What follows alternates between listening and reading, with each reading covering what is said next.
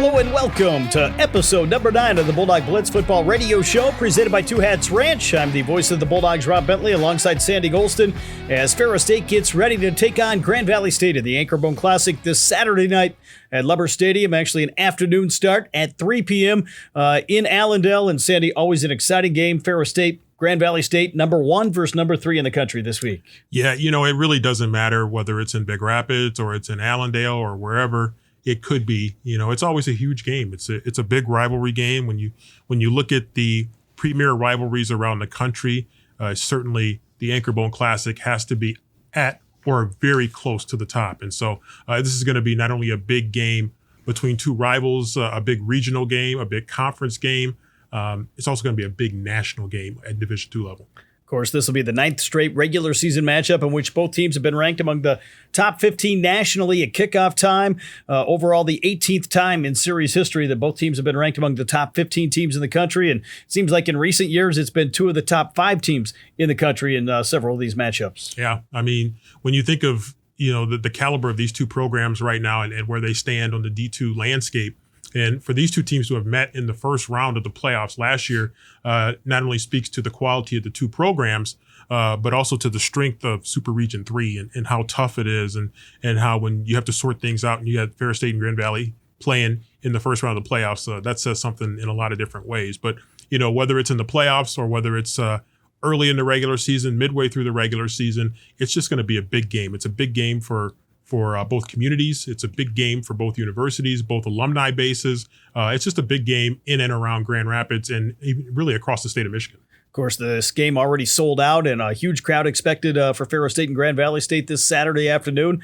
And going to Lubber Stadium, a lot of fans have questioned why the Bulldogs have to go back there. Of course, some of the changes made to the GLIAC membership in recent years has caused some schedules to be redone. And just so happens that Ferris State kind of caught the short end of the reschedule this time. They'll get the same number of games at home against Grand Valley State over a 4-year period or so. It just happens that the new schedule kind of starts this season. Yeah, the new schedule and, of course, welcoming Roosevelt to the GLIAC and certainly adding not only a new member of the GLIAC, but a new football member of the GLIAC is a positive thing.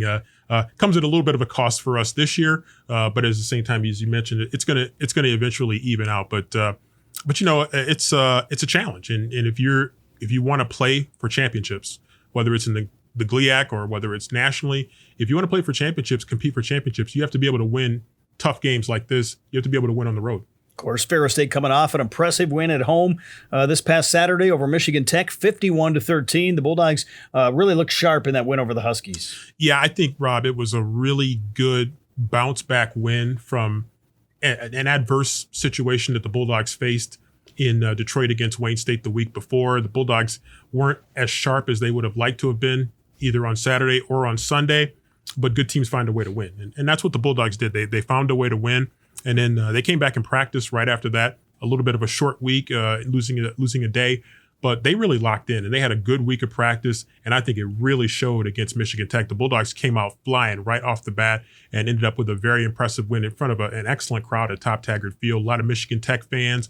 And the Bulldogs did a really good job of taking the Michigan Tech fans out of the game right away by getting off to such a great start in all 3 phases. Of course, the Bulldogs, led by quarterback Trinidad Chambliss, the junior out of Grand Rapids, 6 touchdown passes. He ties a school record, also named the GLIAC Football Offensive Player of the Week for the 3rd week in a row, and just named the D2 Football National Offensive Player of the Week. So some great recognition for Trinidad for all his outstanding play, and certainly that's kind of a team accomplishment with what some of his playmakers and his offensive line were able to do. And I think he would be the first to say that. And, when you talk about tying a record like that, and you start, the first thing in my mind is I start to think about the great quarterbacks that we've had in particularly just in the last 10, 15 years. So we've had some excellent quarterbacks.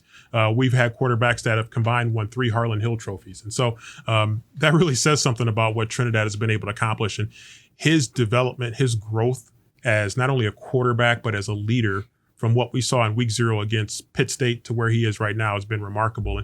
And hopefully that trajectory continues. And I expect it will. I don't think there's any reason not to expect it will. But again, as you mentioned, the success is team success. And he's really had a number of different players. He spread that ball all around. I mean, he's not really looking to any one guy. Remember, arguably our top receiver returning this year, Tyrese Hunt Thompson, hasn't played in several weeks. And so that really shows you that Trinidad has been able to get a lot of different people involved, from the wides to the slots, to running backs, coming out of the backfield. He's got a lot of different people involved. Of course, able to get a couple touchdown throws to Amari O'Brien. The first one, nearly 70 yards on the first offensive play of the game. And Amari had a great game. Came under with a couple great catches in the end zone. Jeremiah Housey not only had a great diving catch in the end zone, he had another reception I remember during the course of that game against Michigan Tech, and also blocked a punt. Yeah, it's impressive, because a lot of times when you see young quarterbacks, sometimes they lock in on a target that they feel comfortable, or an area of the field that they feel particularly comfortable in. And what we've seen with Trinidad is he's getting a lot of different people involved. And when you go out there and you're running your routes, or you're blocking one play and then you're running your routes and it's coming your way, that inspires a lot of different guys. And just the list of guys that you mentioned that really contributed to our offensive success is just extremely impressive. And so these are guys that work hard in practice, and it's really nice when Trinidad's making the right read and he's getting great protection from our offensive line. Those guys have really been doing a good job and have been, in some ways, unsung heroes in what they've been able to do, not only to protect Trinidad, but also to be able to open up the running game. Of course, Ferris State with the win, improved to 6-1 overall. The Bulldogs right now tied for first place in the GLIAC, along with Grand Valley State. Both teams still unbeaten in conference play. The Lakers will enter this Saturday's game with a 7-0 mark. So a lot on the line, not only in terms of bragging rights, the Anchorbone Trophy, but definitely some conference and potential playoff implications. Yeah, it's huge. I mean, there's so many implications from this game, and why not? I mean, it's really been that way so many for more years than we probably even want to count right now. And that's the way it should be. This is a great rivalry, and it's a great rivalry for a reason. It's not a great rivalry just because of proximity. It's a great rivalry because both programs have been very good. And so you've got number 1 in the nation versus number 3 in the nation. And, a team that's won 2 GLIAC championships, and a team that's won versus a team that's won 2 of the last 3 national championships. And so it just brings a lot to the table, and it's going to be crazy. It always is. I mean, I love this game. It's always a fun game for us, and it's always a fun game for the players. Of course, Ferris State has won 8 of the last 11 regular season matchups between these two West Michigan rivals, but Grand Valley State's kind of held the trophy for the last couple years. They won it back in 2022 and able to win it the year that Ferris State eventually beat the Lakers in the playoffs to win a national championship. However, last year, of course, Grand Valley got off to a tremendous start in the regular season meeting, and then ended up winning a close game in the playoffs. Yeah, they did. Obviously the regular season game was tough. Bulldogs got in a tremendous hole and somehow battled their way back to within 7 somehow. And I think learned a lesson from that game, that you got to come out sharp, you got to come out focused. And unfortunately in the playoff game we had an early turnover that put us in a hole early. But give credit to our guys; they continued to fight and scratch and claw against an excellent team, and put themselves back right there in contention. And so the Bulldogs hope to have learned some lessons from that, and hopefully they'll be able to apply those lessons on Saturday. We'll talk more about this game coming up, of course, over the course of the next hour or so as we continue episode number 9 of the Bulldog Blitz football radio show presented by Two Hats Ranch. Of course, on Saturday, we'll have all the pregame coverage for you starting at 2 p.m. right here on Sunny 97.3 and online at ferrisstatebulldogs.com. A 3 o'clock kick, and a big game here in West Michigan, not only in terms of the implications, but for a lot of the fans. You got so many kids on both sides of the football that really have been high school teammates, high school rivals, going to each one of the 2 schools. It's funny, when we were at Wayne State in Detroit, and we talked about all the Detroit guys that we have on our roster. But right here in West Michigan, we got a lot of West Michigan guys. Coach Annese and his staff, they recruit West Michigan hard, and we've been able to get some great players out of West Michigan. We have, and we'll continue to talk about Trinidad Chambliss and what he's been able to do. And he's from right there in Grand Rapids, Forest Hills Eastern. And so, but there's a number of guys that have those West Michigan ties, and there are a lot of bragging rights, as you mentioned. These kids were either teammates in high school, they were rivals in high school, but they certainly knew about each other, and so that just thickens the plot, if you will. It just adds to the subplots and plot of the story, and it just makes it even greater because of that proximity and both schools recruiting a lot of the same kids. We'll have more of the Bulldog Blitz football radio show presented by Two Hats Ranch after this break right here on the Bulldog Sports Network.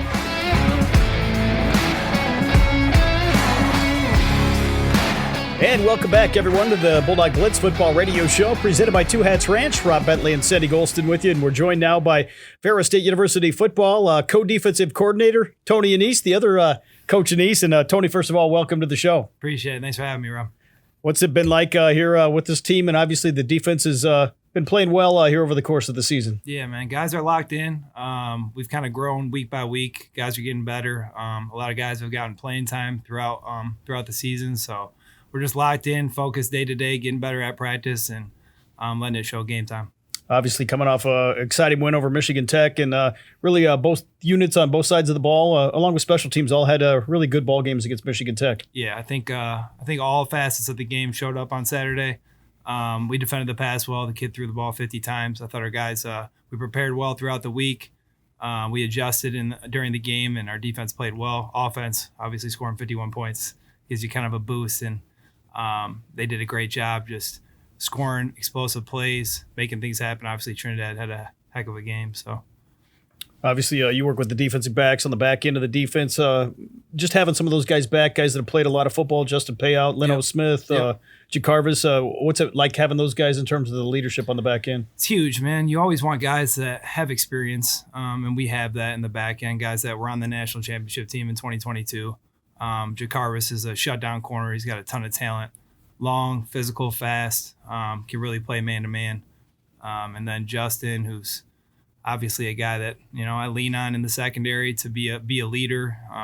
He's little, but he's got a heart of a lion, and he gets after it, competes at a high level, and Lento has been a great asset for us in the transfer portal last year. So, And talk about those corners, with Alston Ware, and you mentioned Jacarvis Alexander, because when you guys played Michigan Tech, they had three outstanding receivers. They have an experienced quarterback, and your guys really seem to take on that challenge. Yeah, I think they get excited for it. When a team shows on film that they like to throw the ball around, and we got a secondary that's hungry to compete, it's great. And all those guys that we have in the back end want to show their skills and show out their talent, and to do that against a team that throws the ball over the field, it's a privilege for those guys. So they're ready for it, man. They're excited for that challenge.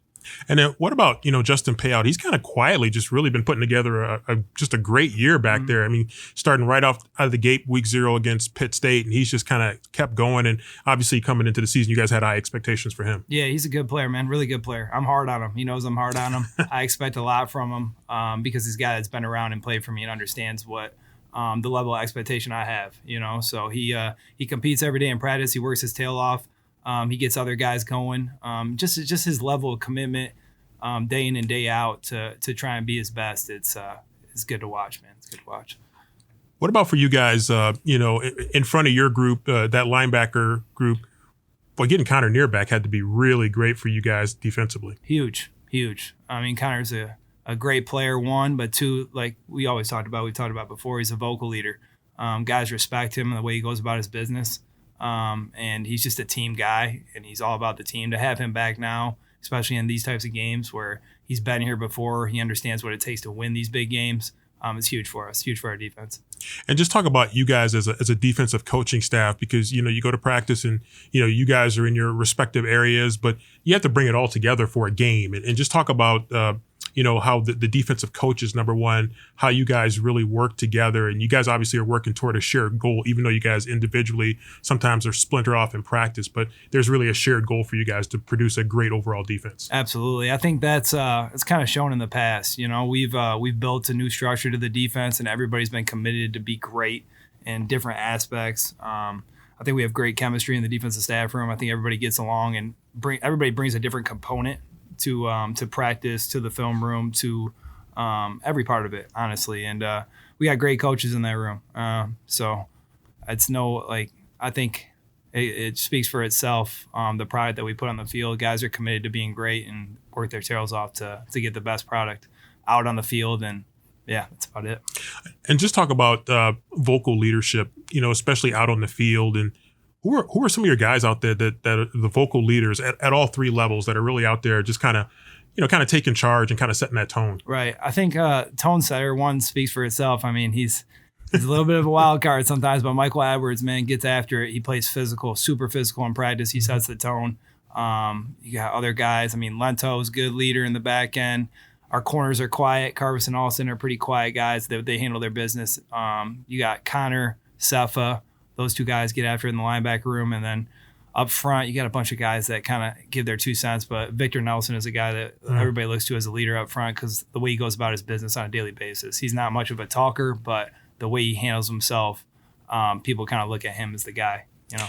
And just talk about how all 3 levels, you guys have to click all 3 levels, because if there's a breakdown at a level, it affects the entire defense. Absolutely. And so, you know, if your line is getting pressure and they're making things tough on your quarterback, and that helps the other 2 levels, and vice versa. There are things that you guys can do that helps. Just talk about how all 3 have to really come together. I mean, that's the biggest part of defense. You know, the biggest part of defense is having 3 levels that can play together and win ball games. And obviously me playing in the secondary and coaching the secondary, it's huge. I stress to our guys covering, you know, covering is super important.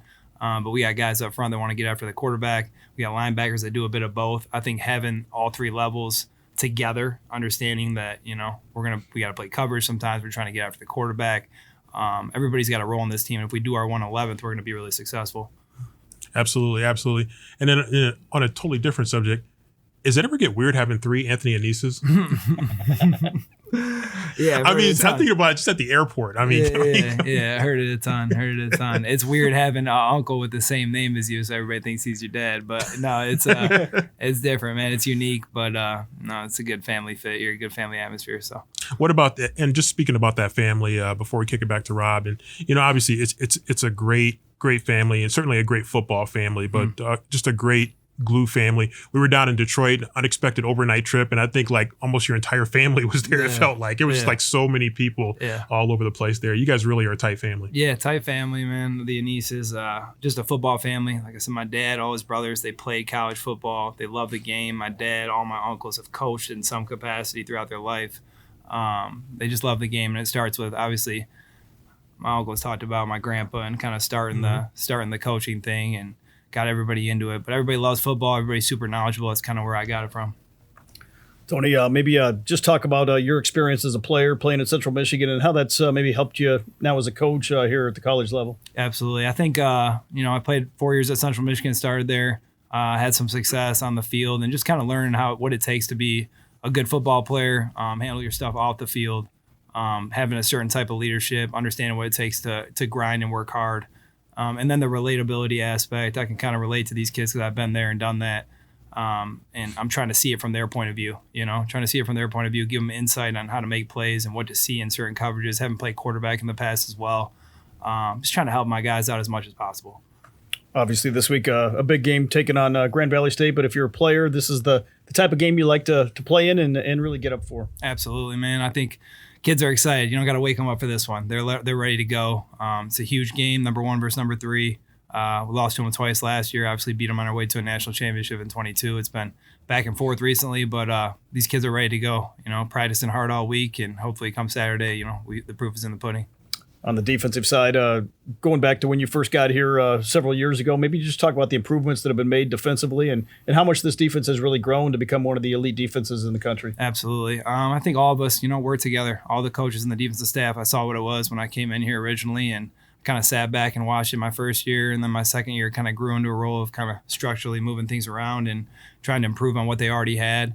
And I think we've done a good job each season getting better at things that we had weaknesses in. So whether it's structurally, positionally, whatever, we've gotten better each year and try and put the pieces together to be the best we can be. Obviously, on the defensive side, you work closely with Coach Hodges. Maybe talk about that relationship and how you two get along to really help call the defense. Yeah, no, he's a great coach, man. We get along. He's like a brother to me. Kind of gave me the reins here. You know what I mean? Kind of brought me in and let me kind of do my thing. And it's been great to have him, as a peer and help me blossom in my career. But he's a great coach. Does a great job. Great relatability with the kids as well. We're kind of like yin and yang in the way we coach. But no, he's a great coach, and I think all the guys on the defensive staff, we come in here, we got to shout those guys out because, Coach Caserta, Coach Tessma Smith, Coach Hodges, Coach Shreve, Tyler Shreve, and all the young guys that help out. We have a really good unit, really solid unit, and everybody cares. Everybody cares and wants to get the best out of our guys, and it shows up every Saturday. So hopefully that continues. Maybe away from football, tell us a little bit about yourself. What do you like to do kind of away from the coaching aspect? I love the golf. I love the golf when it's nice out. So I like to get out in the summertime and have some fun with that. But just hang out with friends, man. Enjoy family time. Really close to my family as well. So like to be outside and travel a little bit when I can. But obviously the life of a coach is it's pretty continuous. So how's your golf game rank against your fellow coaches? Where are you at? The coaches, I know the defensive coaches don't golf. So I'd like to say, other than Coach Shreve. Coach Shreve does golf. So me and him got to get out there and see. But I know my uncle, he likes to golf, and he'll say he's 10 times better than me. But we're going to have to see about that. Pickleball? No, he'll be in pickleball. I'm not a pickleball guy.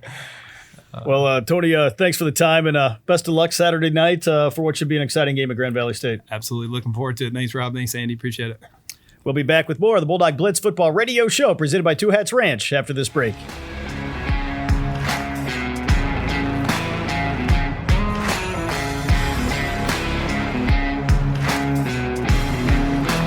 And welcome back, everyone, to the Bulldog Blitz football radio show presented by Two Hats Ranch. Rob Bentley and Sandy Golston with you as we get set for Ferris State and Grand Valley State this coming Saturday in the Anchorbone Classic. Let's take a look at what happened this past week and what's to come here, both in terms of the GLIAC and the national picture. As we'll start with the GLIAC results from this past week, and obviously Ferris State a big win over Michigan Tech, as we noted, 51-13. Davenport got a win over Wayne State, a game that was close for some time, but the Panthers end up winning it by a score of 43-26 down in Caledonia. Yeah, great job there by Davenport, pulling away later in the game, and they really kind of put their foot down. They were struggling through the first half, and I listened to some comments from Coach Sparky McEwen, of course, a Ferris State alum and former assistant coach, and he really did a great job of rallying his guys and emphasizing to them the importance of that game, really for them to stay in not only the hunt for a GLIAC championship, but in the hunt for the playoffs. Of course, another big game that took place, Grand Valley and Saginaw. We'll get to that here shortly. But first, got to talk about the Roosevelt Lakers. They get their first ever GLIAC win in overtime, 16-10 in Marquette inside the Superior Dome against Northern Michigan. Yeah, two teams hungry for a win. And Roosevelt is a team that, we had a chance to see a few weeks ago.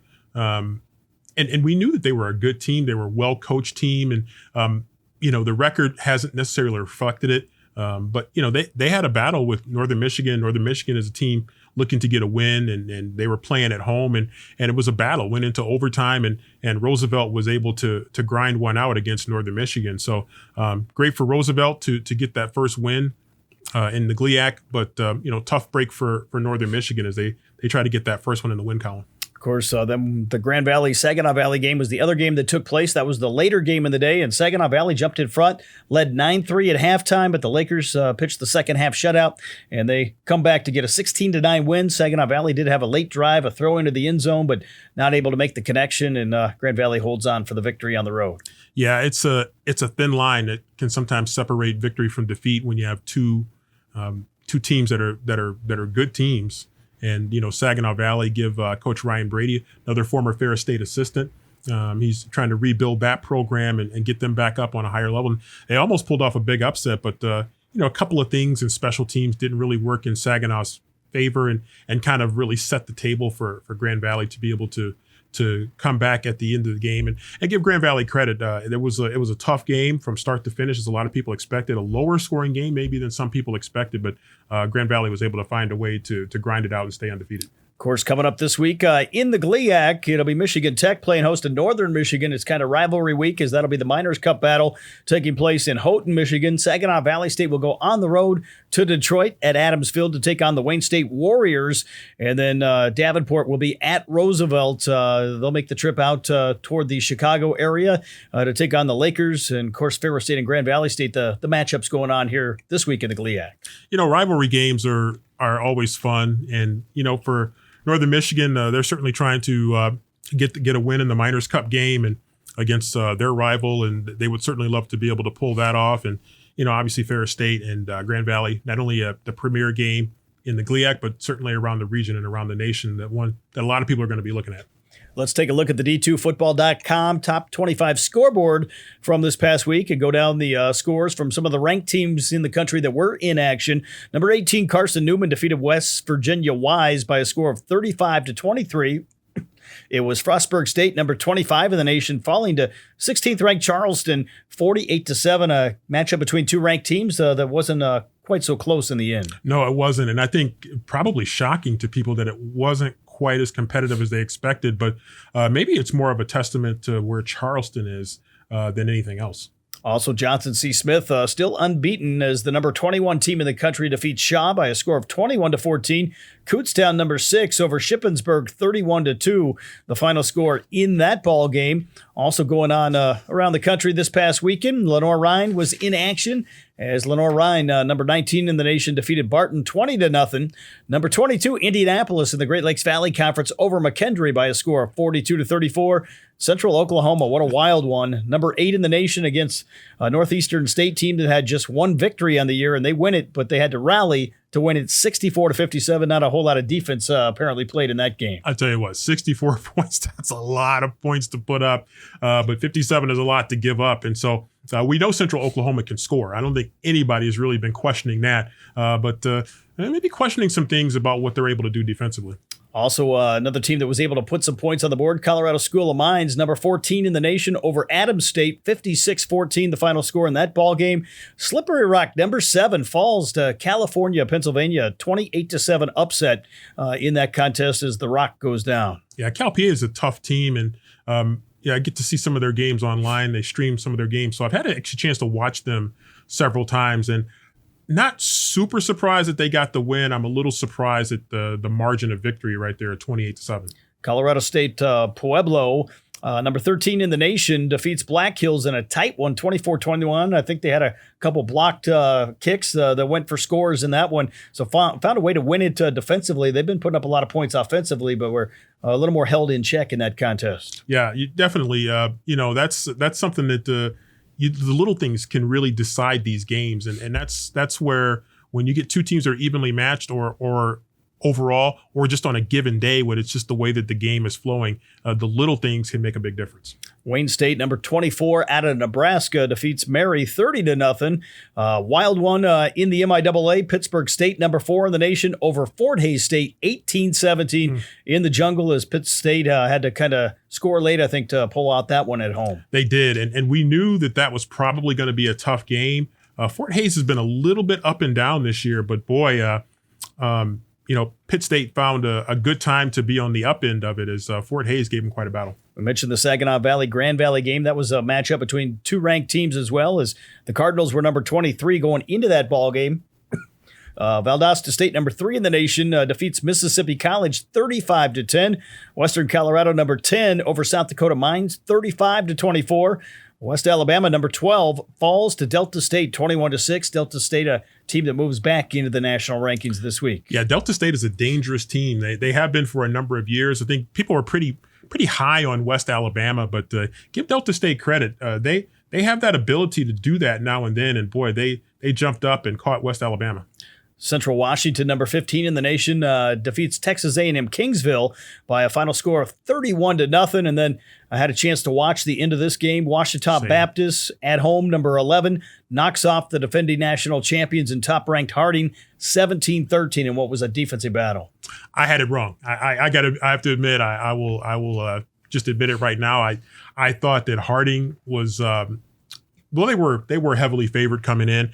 We did say that we felt like this was probably the team left on their schedule in the regular season that was going to have a chance to beat them. And give Washita credit, they defended Harding very, very well and did what they had to do. And I also had a chance to watch some of that game, and great production down there by the Washita people to put that game out, and just a tremendous win. And got to hear their legendary announcer call a big win. So we had a chance to meet Rex down there. And so great win for them. Rex Nilsson, I believe, was in his 35th year, maybe when we met him 4 or 5 years ago. So he's a legendary voice, and certainly a tremendous call at the end of the game. Really adds a lot of excitement to Division II football. It was. And if you have been there, and we've been there, and fortunately we were able to triumph when we went down there, but just a great atmosphere and a great rivalry game, and congrats to Washita for pulling that out. Let's go around the country this week. Indiana of Pennsylvania will be at California, Pennsylvania. So Cal PA trying to pull off another big win this week. You got Lockhaven at East Stroudsburg, Gannon at Edinburgh in the PSAC. Going to the Great Midwest Athletic Conference.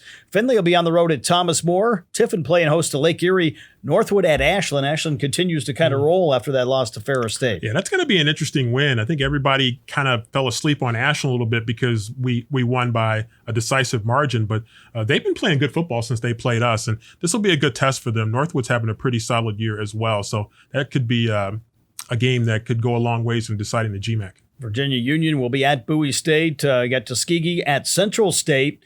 Carson Newman against Emory and Henry. That's a matchup of two teams that are having pretty good seasons overall. Also around the country, Hillsdale will be at Kentucky Wesleyan in the Great Midwest Athletic Conference. You got Minot State at Minnesota Duluth out in the Northern Sun. Delta State will be at North Greenville. American International, of course, the Bulldogs defeated them in Springfield, Massachusetts in late September. They're on the road at Pace as they still try to get back on track after a tough start to the season. Indianapolis, big matchup in the Great Lakes Valley Conference that could have some playoff implications as they take on Upper Iowa, which is having a nice year. Yeah, that's going to be an interesting test there for Indianapolis, and certainly they don't want to lose too much more ground here, so that's going to be a big one for them. But Upper Iowa should put up a good fight. Johnson C. Smith will try to stay unbeaten as they go to Winston-Salem. You got Miles at Benedict. Western Colorado at Colorado Mines. Huge game out in the Rocky Mountain Athletic Conference. Yeah, Western Colorado is a good team. And when you look at the tests, and let's be honest, Colorado Mines they got a few more teams testing them than maybe when we first were exposed to them during the national championship run. The second national championship run for Ferris State, the competition is kind of stiffened for them a little bit, and I think this is one of the teams that they have to keep an eye on. Augustana will be at Minnesota State. Also going around the country, it'll be Fort Valley at Morehouse. A lot of games that are taking place this week.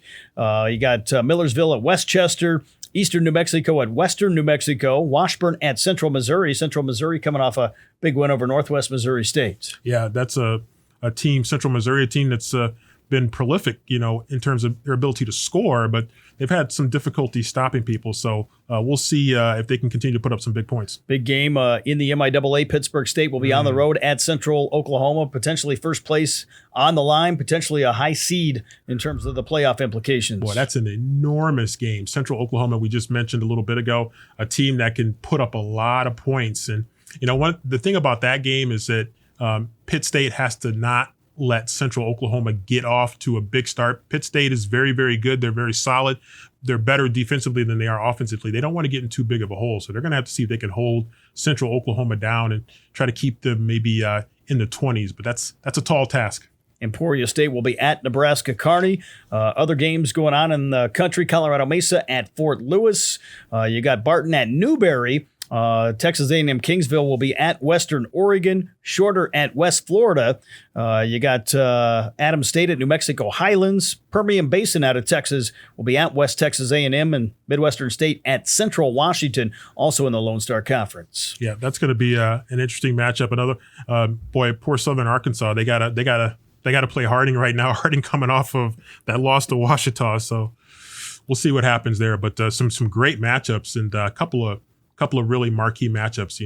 Obviously the Ferris State Grand Valley game is going to be huge, but the big MIAA battle is going to be big too, because I think for Central Oklahoma, their first time really facing one of the top teams, and so it's going to be interesting to see how they respond. So two marquee matchups around the nation. We'll be back with more of the Bulldog Blitz Football Radio Show presented by Two Hats Ranch after this timeout.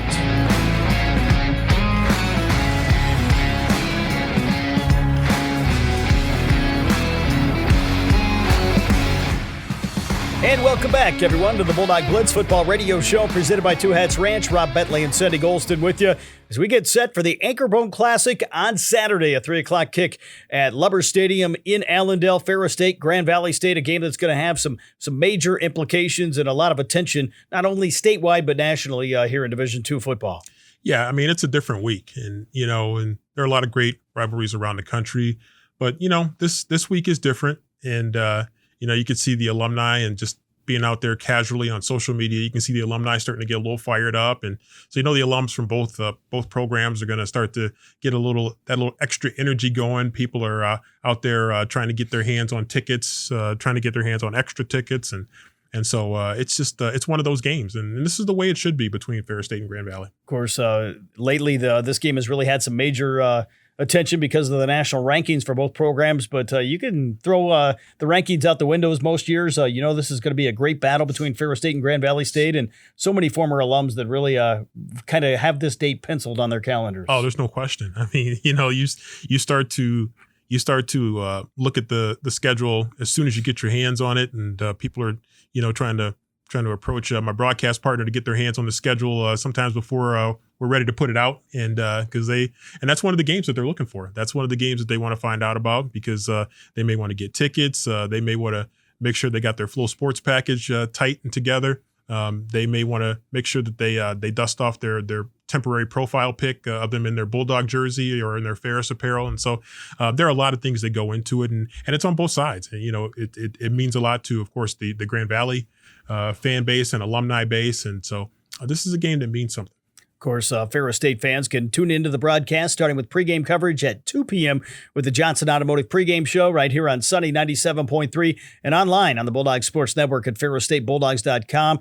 You mentioned the game on Flow Sports. Of course, WXSP out of Grand Rapids will be televising the broadcast as well. So a lot of different ways to follow. We'll have social media coverage throughout the ball game. So Ferris State fans hopefully can get down there to Allendale, but if not, there's plenty of ways to catch all the action. And obviously they can tune in and listen to us, and they can go to the game and tune in and listen to us. You just pop in your AirPods and connect it on your phone, and you can listen to us call the game while you're watching it. But so many different ways to showcase this game, and that's the way it should be. And I think both institutions do a really good job of promoting the game, but then again, you don't have to work that hard to promote this game. The media gets a little extra excited about this, and the TV stations are interested and they want to broadcast it. It's a sellout crowd, so that people who can't get in still have interest to watch it, and so it's going to be a showcase game for West Michigan. Of course, a lot of the fans on both sides have had the luxury here in recent years. I think 5 times since 2015, we've had 2 matches in a season against Grand Valley State. Of course, they got us in the playoffs in 2015. We come back, we beat them in the regional final in 2016. Then 2021, won the game in the snowstorm in the second round of the playoffs here in Big Rapids. 2022, had another great game down in Allendale, won by the Bulldogs. And then last year they were able to knock Ferris State out of the playoffs. So some great matchups in postseason play and in the regular season. Yeah, they really have been some great matchups, and 2 teams that just leave it all on the field, and you just rattled off some classics. And the Snow Bowl game was amazing, and you mentioned the last win we had down there, and Centel Williams had a big interception late in the game to be able to seal that one, as the Bulldogs would go on to win a national championship. So I mean, it's been great, and tough game last year. Bulldogs bounced back from a really tough regular season performance against the Lakers and competed much better. And the margin between victory and defeat is really thin in this game. And so you got to come ready to play. You got to be sharp. You got to be on your game. Of course, got to be sharp from the outset. That's kind of the issue Ferris State had a year ago. Of course, in the regular season meeting, Grand Valley jumped in front 35-0 at one point early on in the second quarter. And then in the playoff game, Ferris State with an early fumble that really kind of proved to be the difference in that ball game. Yeah, it was tough. I mean, in the playoff game, we'll go back to the playoff game. The Bulldogs started with really tough field position and unfortunately fumbled on the first play from scrimmage. And so that set a tough tone. But what you like about that game, Rob, is that we kept fighting. We kept scratching. We kept clawing. And, unfortunately, we put ourselves in a hole and weren't able to completely dig out of that hole. And so those are the little / big things that can really make a huge impact. And so the Bulldogs know that that's pretty fresh in the minds of those players that were a part of it, and those who weren't certainly have heard about it or probably saw it on video or whatever. And so they know that this game matters. And so they want to make sure that you clean up as many of the little things as possible, because that can make the difference in a game like this. Of course, Ferris State would love to get the Anchorbone Trophy back. The Lakers have kind of maintained possession of that trophy, only awarded in the regular season the last couple of years. We had a long stretch from 1999 to 2012 where Grand Valley owned the trophy. Ferris State, though, came back under head coach Tony Annese and really has had some success against Grand Valley State. Yeah, they have. They've been able to kind of turn it around, and have the edge a little bit. Grand Valley's kind of had the edge, of course, when you look at the couple games last year. But this is the way it should be. And that trophy matters to both teams, to both groups of student athletes, to the coaches, to the fans.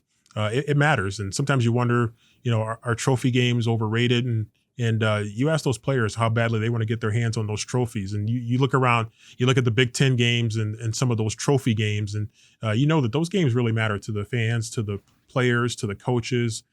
It matters. Of course, Ferris State and Grand Valley State, a big game here, and this is going to have some significance on the playoffs. We still have, after this week, I think 3 more games left in the regular season. All going to have to be winnable type games for both institutions, no matter what happens here this Saturday. For real. I mean, it's you've played some tough games, but there's still some tough ones to come.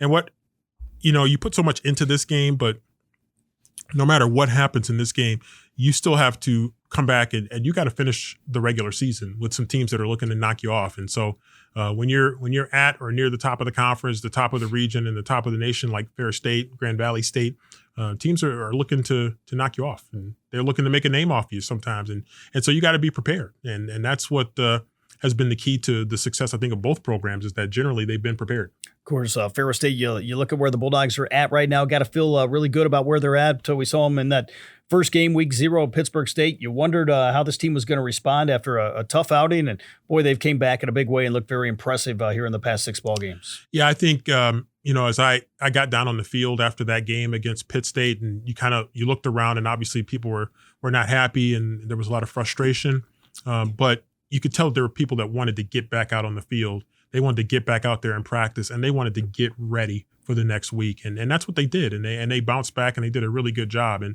I think we saw that, from what happened at Wayne State, to what happened this past week against Michigan Tech. And Bulldogs certainly looked like a sharper team, and a team that was locked in right from the start and put on just a spectacular performance against Michigan Tech. Of course, coming up on Saturday in Lubber Stadium, hopefully some good weather conditions. We had beautiful weather for the Michigan Tech game this past week. Actually caught some of the post-game tailgate out in the parking lot with no other events going on here on campus. And then coming up on this Saturday, the weather looks pretty good here for this time of the year. And we've had some games against Grand Valley State where it rained, it snowed. You never know what's going to happen. You never know what's going to happen. And that's Michigan weather for you. So, the Wayne State game Saturday, the Saturday part of the game started out really great. Came down there, things looked really good, and then before long, it's raining and it's pouring, and then all of a sudden you got lightning, and next thing you know, you're staying overnight and finishing up the game on Sunday. So Michigan weather can change in a hurry, but right now weather looks really good. Going to Allendale, Sandy, what do you see as some keys here for Ferris State to hopefully come away with a victory in the Anchorbone Classic? Yeah, Bulldogs have to be tight with the football. They have to take care of the football. You got to avoid turnovers, particularly early in the game, but you really got to avoid turnovers, especially bad turnovers, and especially early in the game. And so that's going to be really important. I think offensively, the Bulldogs just have to lock in and just play their game offensively. And if they play their game and they can move the ball up and down the field, the Bulldogs have a very versatile, diverse offense. They can run the football. They can pass the football. Their running backs can go out and catch the football, and they can also run the football. And so Bulldogs have a lot of weapons, and they just got to do a good job offensively of making use of those weapons against the best defense they'll have seen since week 0 against Pitt State. And then defensively, I think the Bulldogs just have to make sure they're getting pressure on the quarterback and make sure they're containing the running game. Grand Valley is a very power running football team. And so the Bulldogs, it's going to be muscle on muscle in the trenches. Of course, we'd encourage fans that are going from the Ferris State side to get there early. Always tough to find parking around Lubber Stadium. Huge crowd expected. Game already sold out. I'm sure some fans have tickets already. If you don't have tickets, you might be out of luck for this one. You might be out of luck. You might be able to get on Facebook and barter a little bit to see if you can get some tickets. But good advice from Rob. Make sure you get there early. And but if you don't, and even if you do, make sure you got some good walking shoes on, because you might have to walk a long ways to get to Lubber Stadium. So I just want to make sure that you're taking care of the feet. Of course, a big Laker crowd expected as well, and that's been a factor in some of the games in recent years where Ferris State has kind of been backed up toward that student section, and it gets awfully loud in there for the offense. Yeah, it does, and probably one of the few games where the coin flip might matter a little bit, So, but they have a great student section, and typically when they play Ferris State, they have a great student section at both ends of the stadium, and so on the grassy hill. On the one end, and certainly in the student section bleachers on the other end, that's always packed, and then they got their band up there as well. And so, it's a tough atmosphere, and the Bulldogs that have experienced it, they should be pretty well prepared for it. Ferris State and Grand Valley State, 3 o'clock on Saturday at Lubber Stadium in Allendale. We'll be back with more of the Bulldog Blitz football radio show presented by Two Hats Ranch after this quick break.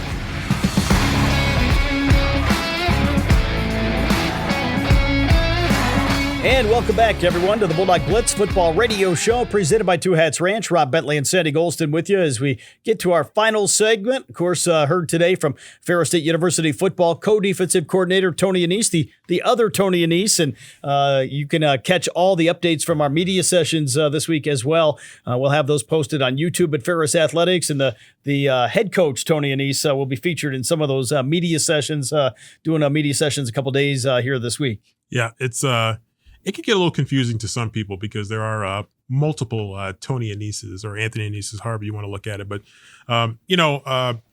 it's going to be a week where media are going to certainly be more interested, and they're going to want to, talk to Coach Annese, head Coach Annese, maybe co-defensive coordinator Annese too, because everybody wants to get, insight, and they want to jump on board. This rivalry is big to the media of West Michigan and probably statewide media as well because of the marquee nature of this matchup and the fact that both teams have been on top for as long as they have with conference championships, national championships, and playing in national championship games. So there's going to be a lot of attention on this game.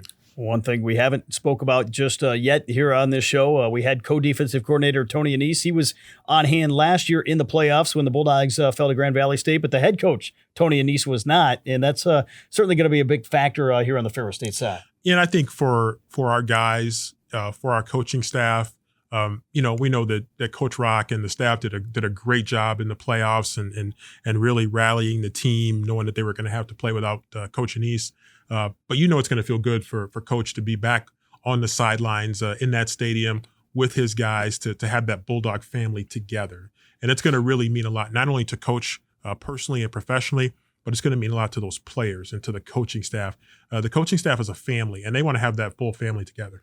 Of course, this is not the only event taking place in Ferris State Athletics. Another busy week here for the Bulldogs as we tape this show. And, of course, Thursday night coming up, Bulldog Volleyball. They've climbed even further to number 2 in the nation now, 20-0 overall. And they'll host Davenport here on Thursday night at 6 o'clock. Yeah, I mean, just a remarkable start continues. And the Bulldogs, just had the regional crossover, and they came back undefeated. Got a good test at the end of it against Quincy, but the Bulldogs find a way to get a win. And so they won, 2 different ways. They were able to win a tight one, and they were also able to win decisively in a couple of the other matches that they had. So really great job, again, continuing by the Bulldogs. You mentioned up to number 2 in the nation. And so the Bulldogs were a team that I think people knew coming into the season that were going to be a pretty good team. And some people were taking a wait-and-see approach, but the Bulldogs got off to such a good start. They jumped into the national rankings pretty quickly, and, man, it's just been a steady climb toward the top. Of course, Ferris State at home on Thursday night against Davenport, 6 o'clock. They'll be at Roosevelt on Friday night, so kind of a unique week. And the fact they'll play at home, then the following night they'll turn around and go to Chicago. Here on the volleyball side, Bulldog soccer, kind of the same. They'll be on the road here on Friday against Davenport, then back at home on Sunday. Anchor Bone Classic moves to the soccer field for a 1 o'clock start here in Big Rapids on Sunday. Yeah, it's always a fun one. When Grand Valley comes in here for soccer, of course, Grand Valley very strong, and Bulldogs, one of the few teams in recent years that's been able to find some success against a great Grand Valley program. And so always a fun matchup, whether it's in football, whether it's in soccer, men's and women's basketball, tennis, golf, doesn't really matter. It's always fun. Of course, Bulldog hockey will be opening CCHA play at home this weekend against the Bemidji State Beavers as head coach Bob Daniels and the Bulldogs play their first CCHA game of the year Friday night. It's going to be a Halloween night theme. Wear your costume on Friday night. Saturday night is kids' night, and parents can get a ticket for $10 if you bring your child to the game. You can get that ticket in person. The kids will get in free. The parents get in for $10 at the ticket office on Saturday night. So some great ways to come and watch the Bulldogs be a part of the action. Should be a great start to the CCHA season here for the Bulldogs. It should. It looks like I'm coming out of the bullpen for Friday, so I'm not guaranteeing that I'm going to wear a costume. We shall have to see. So stay tuned if I come out of the bullpen for that. But it's going to be fun, and athletics does a great job with promotions, and people are going to have a chance to kind of get into that Halloween spirit and at the same time be able to support the Bulldogs. And so it's a win-win situation, and I'm excited about the Bulldogs getting a chance to see them again. It's been a minute since I've been able to see them in person, but I'm excited to see them come back and really kind of hit the ground running in CCHA play.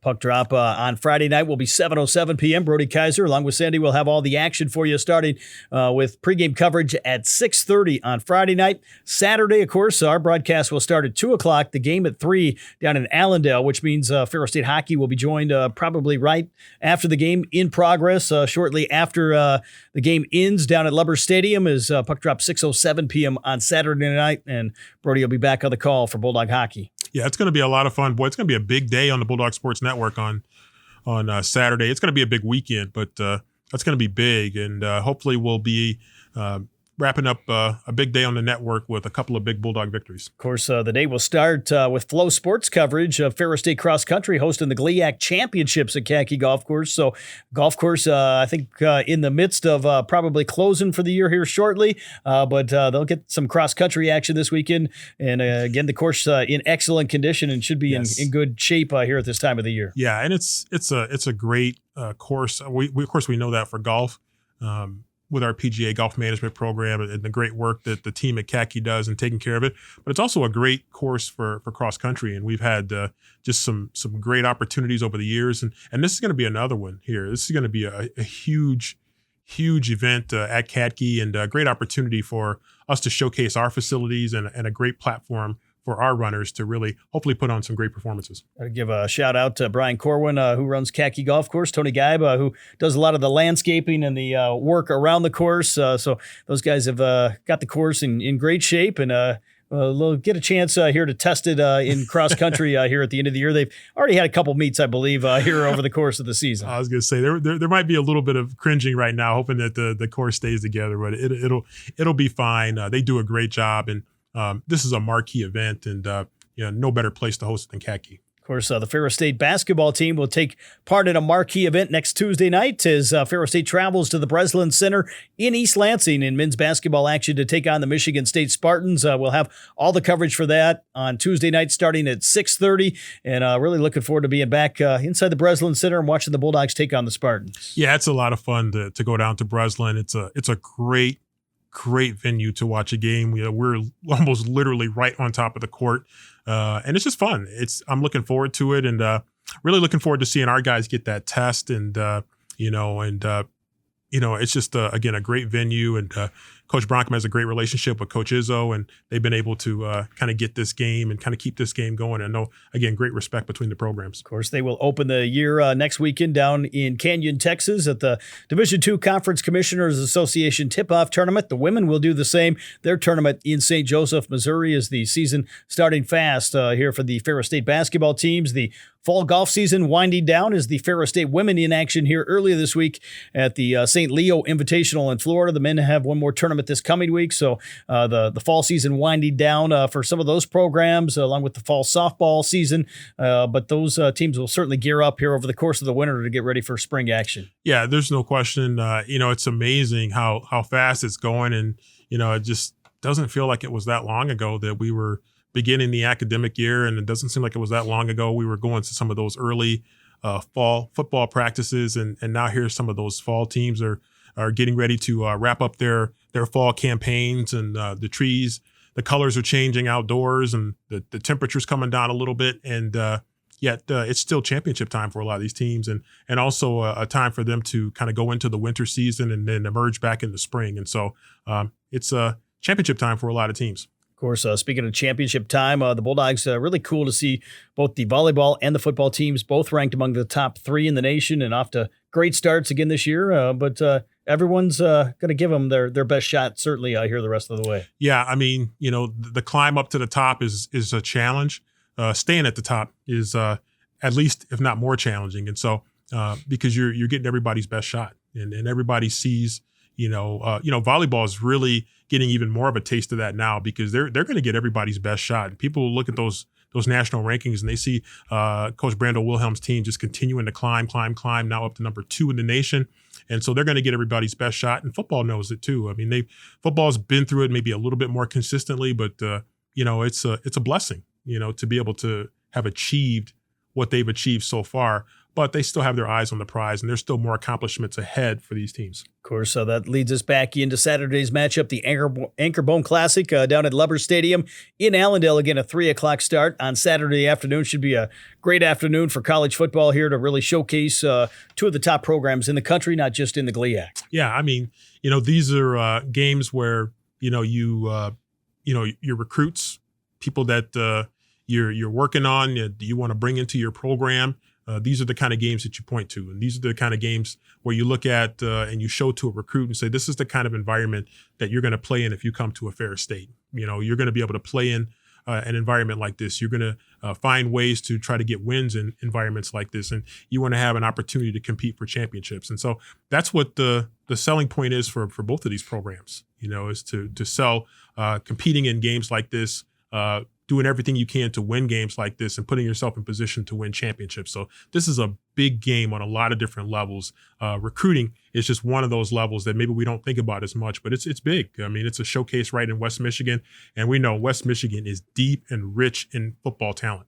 We'll be back, of course, next week with episode number 10 of the Bulldog Blitz football radio show presented by Two Hats Ranch, and we hope to be talking about a Ferris State victory over the Lakers next Wednesday evening, but we'll have to wait and see how it all shakes out as the Bulldogs, following this Grand Valley game, will prepare to head on their final road trip already of the regular season up to Marquette to take on Northern Michigan next weekend. Yeah, going to be a long road trip, and boy, I tell you what, that long road trip will feel a lot better if you're going in that coming off of another win. And so the Bulldogs certainly going to have their work cut out for them. But, if they come in and play their game the way that they know that they can play, then they're going to give themselves a really good chance to be successful in a tough game. Of course, can't forget about the final 2 games of the regular season, both at home, November 9th against Saginaw Valley State, November 16th against Davenport. You can get tickets for those games online at ferrisstatebulldogs.com/tickets. Going to be 2 more big games.